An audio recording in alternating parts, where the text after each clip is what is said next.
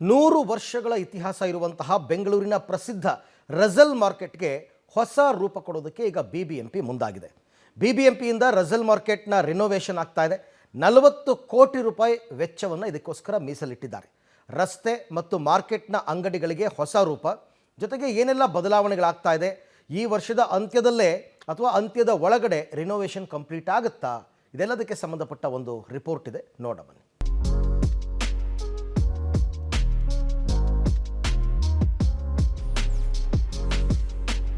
100 ವರ್ಷಗಳ ಇತಿಹಾಸದ ಮಾರ್ಕೆಟ್ಗೆ ಹೊಸ ರೂಪ. ರಸಲ್ ಮಾರ್ಕೆಟ್ ನವೀಕರಣಕ್ಕೆ ಮುಂದಾದ ಬಿಬಿಎಂಪಿ. 40 ಕೋಟಿ ಮೀಸಲು ಅಂಗಡಿಗಳಿಗೆ ಹೊಸ ರೂಪ. ಬೆಂಗಳೂರಿನ 100 ವರ್ಷಗಳ ಹಳೆಯ ರಸಲ್ ಮಾರ್ಕೆಟ್ ತನ್ನದೇ ಆದ ಇತಿಹಾಸ ಹೊಂದಿದೆ. ಆದರೆ ಕಳೆದ ಬಾರಿ ಬೆಂಕಿ ಕಾಣಿಸಿಕೊಂಡಾಗ ಪಾರಂಪರಿಕ ಕಟ್ಟಡಕ್ಕೆ ಡ್ಯಾಮೇಜ್ ಆಗಿತ್ತು. ಆಗ ಪಾರಂಪರಿಕ ರೂಪವನ್ನ ಮರು ನಿರ್ಮಾಣ ಮಾಡಲು ಮುಂದಾಗಿದ್ದಾರೆ. ರಸಲ್ ಮಾರ್ಕೆಟ್ ಒಳಗಡೆ ಗೋಡೆಗಳು, ಗೇಟ್ಗಳು, ನೆಲ ಎಲ್ಲವೂ ಡ್ಯಾಮೇಜ್ ಆಗಿದೆ.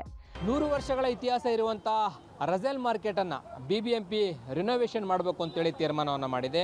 ಇಲ್ಲಿ ಇನ್ನಷ್ಟು ಸೌಲಭ್ಯಗಳನ್ನು ಹೆಚ್ಚಿಸುವಂಥದ್ದು ಮತ್ತು ಕಟ್ಟಡವನ್ನು ಪುನಶ್ಚೇತನ ಮಾಡುವಂಥದ್ದಕ್ಕೆ ಈಗ ಬಿಬಿಎಂಪಿ ಪ್ಲಾನನ್ನು ಮಾಡಿಕೊಳ್ಳಿದೆ. ಅದಕ್ಕೆ ಅಂತೇಳಿ 40 ಕೋಟಿಯಷ್ಟು ಬಜೆಟನ್ನು ಮೀಸಲಿಟ್ಟಿದ್ದು ಈಗ ಪ್ರಸ್ತಾವನೆಯನ್ನು ಸಲ್ಲಿಸ್ತಾ ಇರುವಂಥದ್ದು.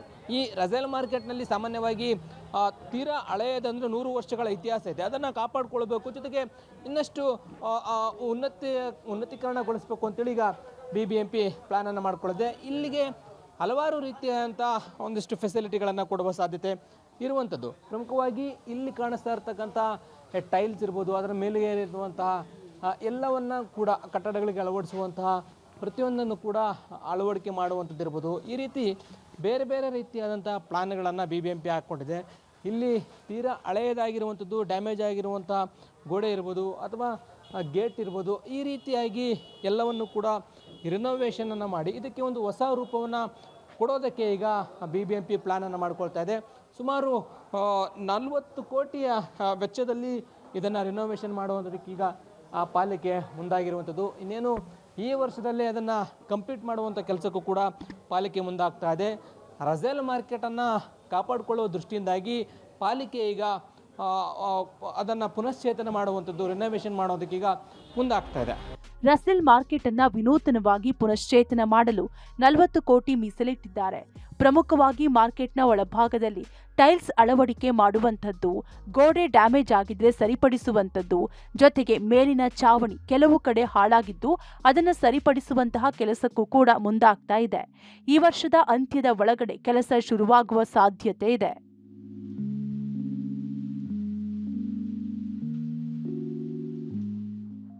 ಒಟ್ಟಾರೆ ರಸಲ್ ಮಾರ್ಕೆಟ್ನ ಪುನಶ್ಚೇತನಗೊಳಿಸಲು 50 ಕೋಟಿ ಮೀಸಲಿಟ್ಟಿದ್ದು, ಇತಿಹಾಸ ಇರುವ ರಸಲ್ ಮಾರ್ಕೆಟ್ನ ರೂಪ ಅದೇ ಮಾದರಿಯಲ್ಲಿ ಮರುಸ್ಥಾಪನೆಯಾಗುತ್ತಾ ಕಾದು ನೋಡಬೇಕಿದೆ. Lokesh Kodagadala, public TV, Bengaluru.